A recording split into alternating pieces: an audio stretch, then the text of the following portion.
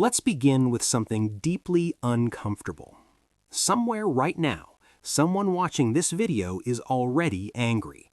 Not because they disagree with me, but because they're afraid they might agree. Because bourbon drinkers hate one specific type of conversation, the one that questions their confidence, the one that challenges their proudly defended bottles, the one that quietly suggests, what if the bourbon you love isn't actually a smart purchase? And here's where it gets worse. Not worse because the whiskey is bad, worse because you might have been manipulated into believing it's exceptional. Because bourbon drinkers don't just drink whiskey, they drink stories, they drink reputation, they drink bottle design, they drink price psychology, they drink shelf prestige, and sometimes they drink illusions so convincing they feel like truth. Today, we're not talking about bad whiskey, we're talking about bad decisions. 12 American bourbons people keep buying for reasons that have very little to do with the liquid inside. This is not hate, this is not rage bait, this is psychological reality. And trust me, this video is going to hurt someone's feelings. Welcome to Behind the Barrel. There is something fascinating about bourbon culture. Unlike many other consumer products, bourbon is rarely treated like a simple purchase. It becomes identity. People don't just buy bottles, they adopt them, they defend them, they recommend them with pride. They attach reputation to them. And once attachment happens, objectivity quietly disappears. Because bourbon criticism doesn't feel like product criticism, it feels personal. When someone questions a bottle you love, your brain doesn't interpret it as, oh, an alternative opinion. It interprets it as an attack on your judgment, which triggers something deeply human, defensive psychology. You see, most bourbon drinkers don't realize they are emotionally invested. They believe they are rational evaluators, careful tasters, independent thinkers. But human perception doesn't work like that. Once familiarity builds, once comfort sets in, once pride attaches, your brain begins protecting the belief, not the bourbon, the belief. Which is exactly why bad buying habits survive so easily. Because nobody likes hearing, you didn't choose wisely. And bourbon culture thrives on that resistance. Let's define something extremely important, because this is where most viewers misunderstand the argument. A bourbon can be drinkable, enjoyable, pleasant, even good, while still being a terrible purchase. That sounds contradictory, but it's actually the core problem. Because value is not simply taste. Value is comparison. Value is price efficiency. Value is expectation management. Value is opportunity cost. A bourbon becomes a bad buy when the price exceeds the experience, the reputation exceeds the performance, the hype exceeds the reality, the alternatives outperform it easily, yet consumers keep purchasing it confidently. This is not about whether a bourbon is bad, it's about whether the decision is intelligent, because many bourbons exist in a dangerous category: acceptable liquid, irrational pricing, and bourbon culture rarely challenges this aggressively. Why? Because marketing fills the silence, because reputation softens skepticism, because drinkers confuse familiarity with excellence, and that confusion is where expensive mistakes are born. Here is one of the most uncomfortable truths in bourbon. Shelf dominance is not proof of superiority. It is proof of marketing success, nothing more. Some bottles are everywhere, not because they outperform competitors, but because they outspend competitors. Because visibility manufactures trust. Repetition creates comfort. Recognition triggers perceived safety. Your brain literally says, I've seen this bottle many times. It must be good. This is called familiarity bias, and it is brutally powerful. Consumers mistake exposure for validation, presence for performance, recognition for reliability. Meanwhile, quieter bottles, often better value, sometimes better tasting, remain ignored simply because they lack visibility muscle. Popularity in bourbon is frequently a function of distribution strength, advertising intensity, brand legacy, and cultural reinforcement. Not taste leadership, not value efficiency, not objective excellence. Which means millions of buying decisions are guided not by liquid quality, but by psychological conditioning. And most drinkers never notice. This is the bourbon people buy because it feels emotionally safe. Recognizable label, predictable reputation, non-threatening profile, no surprises, no risks, no embarrassment. It's the bottle you grab when you don't want to think too hard, the one you trust because everyone else seems to trust it. But comfort is rarely excellence.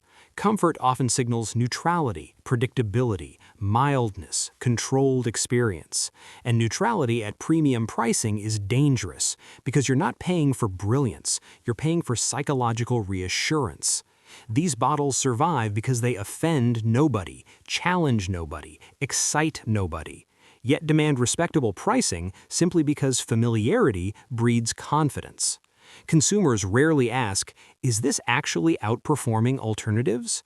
Because comfort suppresses curiosity, which is how mediocrity quietly becomes normalized. Expensive bourbons trigger one of the strongest illusions in consumer psychology. Price signals quality. Before taste, before evaluation, before logic, your brain literally upgrades expectation the moment it sees a high number. And here's the trap. Once you pay premium money, disappointment becomes psychologically painful. Because admitting disappointment feels like admitting foolishness, so the brain compensates, softens flaws, amplifies positives, justifies the purchase subconsciously.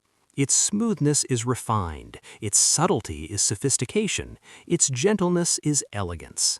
Language evolves to protect ego, not describe reality. And suddenly, an ordinary bourbon feels extraordinary simply because the price demanded reverence. This is not speculation. This is documented human behavior. Price doesn't just influence buying, it influences perception itself. Smoothness has become bourbon's most dangerous compliment, because smoothness is not a measure of excellence, it is a measure of comfort. Low burn, soft bite, reduced aggression, which can also mean reduced intensity, reduced character, reduced complexity. But marketing weaponized the word. Smooth now implies superiority, refinement, luxury, mastery. So drinkers chase smoothness like validation, even when smoothness simply masks personality. Even when bold, expressive, character-driven bourbons offer richer experiences. Because comfort is addictive, predictability is reassuring, and smoothness sells emotional safety disguised as sophistication. There is a strange paradox in bourbon culture. Some of the most obsessively chased bottles are the least frequently consumed. They're hunted, photographed, displayed, protected, admired like museum artifacts, but rarely opened. Because ownership itself becomes the reward, not the drinking experience. Collectors convince themselves they're curating liquid treasure, but often they are curating perceived prestige. Scarcity manufactures urgency. Urgency manufactures desire. Desire manufactures perceived value. And perceived value frequently replaces actual evaluation. The bottle becomes symbolic, a status marker, a conversation weapon, a shelf trophy, which creates a dangerous illusion. If it's hard to get, it must be exceptional. Except difficulty of access does not guarantee superiority of experience. Many rare bottles are simply limited, decent, over-mythologized. But once scarcity psychology activates, criticism becomes socially risky, because questioning the bottle feels like questioning the entire chase, and humans hate invalidating their own effort. Old brands carry emotional authority. Time itself becomes marketing. Decades become validation. History becomes implied superiority. Drinkers assume longevity equals excellence. But legacy often signals consistency, not dominance. Familiarity, not innovation. Reliability, not brilliance.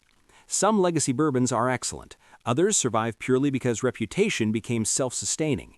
Because once a brand becomes culturally embedded, consumers stop evaluating it critically. It becomes default, expected, untouchable, protected by nostalgia, protected by tradition, protected by emotional loyalty. which is how perfectly average liquid can command extraordinary respect, because memory is persuasive, and humans romanticize the past aggressively. Marketing doesn't just sell bourbon, it engineers perception. Repeated exposure builds subconscious trust. Visibility breeds familiarity. Familiarity breeds confidence. Confidence breeds preference. Consumers believe they like certain bourbons, but often they simply recognize them. Recognition masquerades as quality. Advertising masquerades as validation. And heavy shelf presence creates a psychological shortcut. If it's everywhere, it must be good. But distribution success is not taste superiority. It is logistic superiority, financial muscle, brand dominance strategy.